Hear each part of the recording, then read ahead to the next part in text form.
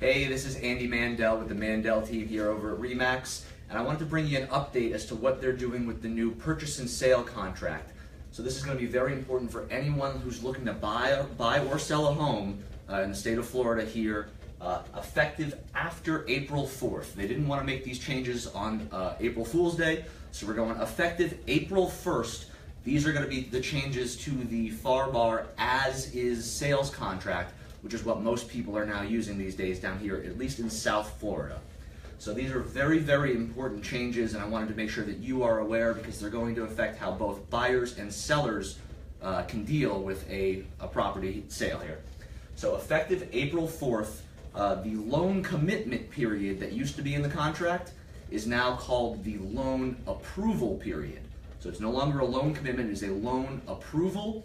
And what that means, the boilerplate is 30 days standard to get your loan approval.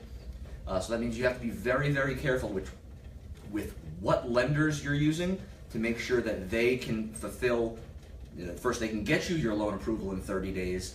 And realistically what you want is you want to make sure they can get it to you before those 30 days because there's going to be conditions on those, on the loan approval, and you want to make sure that you and your lender can meet those conditions. Those conditions might be you have to pay off a credit card or do something like that. You want to know that you're able to do that within that 30-day loan approval period that you're given per the contract.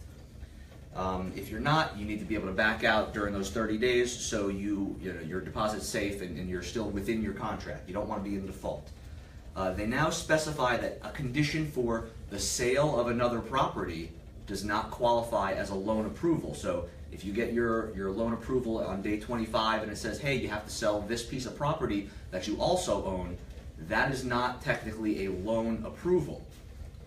The next change, if you don't get the loan approval by day 30, on days 31 through 33, the seller has the unequivocal right to cancel the contract.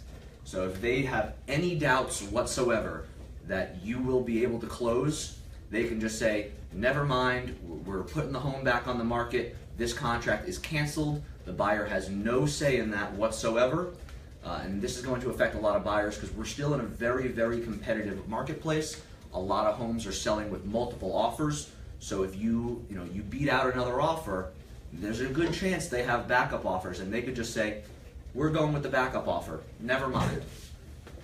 So days 31 through 33, they can just cancel at any time. So make sure that you're able to get that loan approval within those 30 days. If you don't, as a buyer, you're going to lose your inspection money, whatever you paid for an inspection, whatever you might have paid for an appraisal, and any other hard costs that you had incurred, plus the time that it took, those 30 days, you're never going to get that back. You will get back if the seller cancels the contract. You get back your deposit money.